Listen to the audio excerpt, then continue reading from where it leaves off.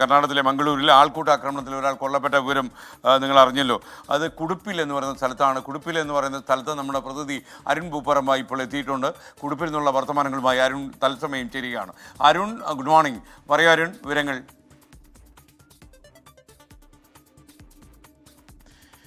SK, ഞാനിപ്പോൾ ഉള്ളത് മംഗളൂരു നഗരത്തിൽ നിന്നും ഏതാണ്ട് 10 കിലോമീറ്റർ അകലെയുള്ള കുടുപ്പ് എന്ന് പറയുന്ന പ്രദേശത്താണ്. നമുക്കിപ്പോൾ ദൃശ്യങ്ങളിൽ കാണുന്ന ഈ മൈതാനത്താണ് ഈ കഴിഞ്ഞ ഞായറാഴ്ച ക്രിക്കറ്റ് ടൂർണമെൻറ്റ് നടന്നത്. ആ ക്രിക്കറ്റ് ടൂർണമെൻറ്റിന് ഇടയിലാണ് വയനാട് പുൽപ്പള്ളി സ്വദേശിയായിട്ടുള്ള അഷറഫിനെ ആൾക്കൂട്ടം മർദ്ദിച്ചു കൊലപ്പെടുത്തിയത്. ഇവിടെ വെച്ച് നടന്ന ഈ മൈതാനത്ത് വെച്ച് നടന്ന ക്രിക്കറ്റ് ടൂർണമെൻറ്റിനിടെയാണ് ഈ ആക്രമണം ഉണ്ടായത്. നമുക്ക് ദൃശ്യങ്ങളിൽ കാണാം. ആ ടൂർണമെൻറ്റിൻ്റെ ഭാഗമായി, ക്രിക്കറ്റ് ടൂർണമെൻറ്റിൻ്റെ ഭാഗമായി സജ്ജീകരിച്ച ആ സ്റ്റെമ്പുകൾ, അതിൻ്റെ മറ്റ് ഈ ക്രിക്കറ്റിൻ്റെ പ്രചാരണത്തിന് ഉപയോഗിച്ചിട്ടുള്ള ഫ്ലക്സ് ബോർഡിൻ്റെ അവശിഷ്ടങ്ങളും മറ്റ് ഈ ടൂർണമെൻറ്റുമായി ബന്ധപ്പെട്ട അവശിഷ്ടങ്ങളൊക്കെ നമുക്ക് കാണാൻ സാധിക്കും. ഇവിടെ ഈ ചെരുപ്പുകളൊക്കെ ഇങ്ങനെ ഉപേക്ഷിച്ച നിലയിലൊക്കെ നമുക്കിവിടെ ദൃശ്യങ്ങളിൽ കാണാൻ സാധിക്കും.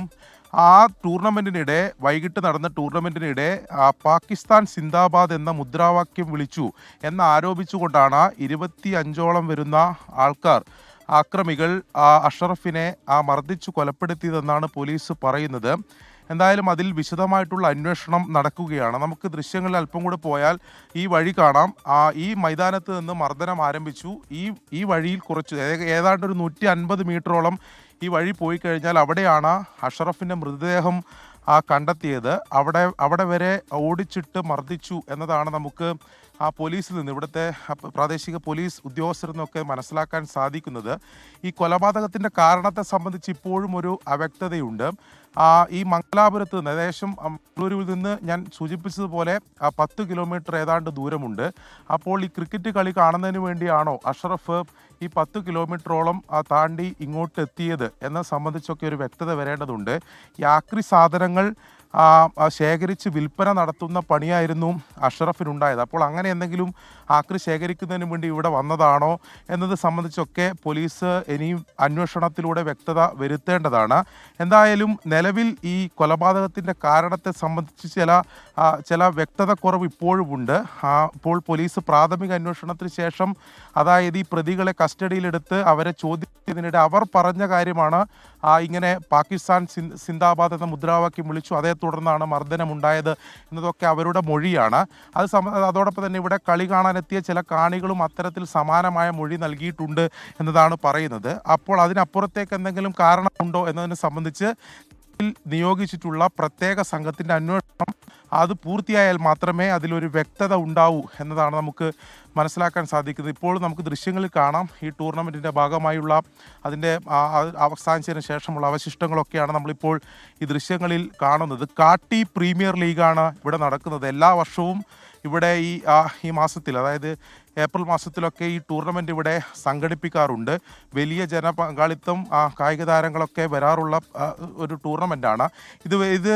കൂടുതൽ വീടുകളോ അങ്ങനെ ജനവാസ മേഖലയോ അല്ല, അല്പം ഉള്ളോട്ടുള്ളൂ. ഇവിടെ 2 ക്ഷേത്രങ്ങൾ മാത്രമേ തൊട്ട് സമീപത്തുള്ളൂ. അങ്ങനെ കൂടുതൽ വീടുകളൊന്നും ഉള്ള ഒരു പ്രദേശമല്ല. പക്ഷേ ഇവിടെ ഇതിങ്ങനെ ഒരു മൈതാനം ഉള്ളതുകൊണ്ട് അവിടെ ഇങ്ങനെ ക്രിക്കറ്റ് ടൂർണമെൻറ്റ് സംഘടിപ്പിക്കാറുണ്ട് എന്നതാണ് ഇവിടെ പ്രാദേശികവാസികളൊക്കെ എന്തായാലും പറയുന്നത്.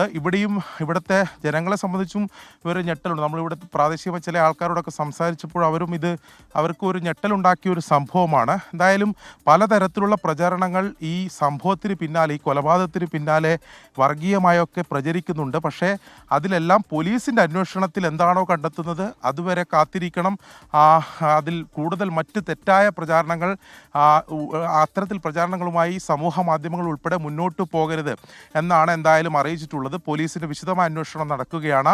ഇന്നലെ രാത്രിയാണ് പോസ്റ്റ്മോർട്ടം നടപടികൾ ഉൾപ്പെടെ പൂർത്തീകരിച്ച് ഇന്ന് പുലർച്ചെയോടെയാണ് അഷറഫിൻ്റെ മൃതദേഹം അഷറഫിൻ്റെ നാട്ടിലേക്ക് കൊണ്ടുപോയത്. ഇന്ന് തന്നെ സംസ്കാര ചടങ്ങുകൾ ഉൾപ്പെടെ നടക്കുകയും ചെയ്യും. അതായത് നേരത്തെ ബന്ധുക്കളൊക്കെ പറഞ്ഞതുപോലെ പോലീസിൻ്റെ അന്വേഷണത്തിൽ അവർക്ക് വിശ്വാസമുണ്ട്. അവർ ആ അന്വേഷണത്തോട് പൂർണ്ണമായും സഹകരിക്കും. നിലവിൽ അന്വേഷണം കൃത്യമായി മുന്നോട്ട് പോകുന്നു എന്ന അഭിപ്രായം തന്നെയാണ് ബന്ധുക്കളെ സംബന്ധിച്ചിടത്തോളം ഉള്ളത്. എന്തായാലും എന്ത് കാരണത്തിൻ്റെ പേരിലായാലും ഒരു ആൾക്കൂട്ടാക്രമണം, അതിലൊരു കൊലപാതകം നടന്നിരിക്കുന്നു. അതിൻ്റെ കൃത്യമായ കാരണം, അതിൽ വ്യക്തമായ എന്താണ് സംഭവിച്ചതെന്നൊക്കെ പോലീസിൻ്റെ അന്വേഷണത്തിൽ തെളിയട്ടെ എന്ന് തന്നെയാണ് പറയാനുള്ളത്.